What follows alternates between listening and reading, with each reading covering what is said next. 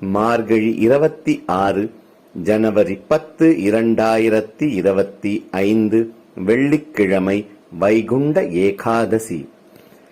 மார்கழி 27 ஜனவரி 11, 2025 சனிக்கிழமை சனி பிரதோஷம்.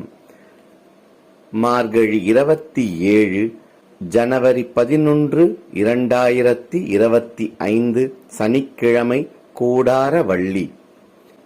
மார்கழி 28 ஜனவரி 12, 2025 ஞாயிற்றுக்கிழமை இரவு திருநடராஜர் அபிஷேகம்.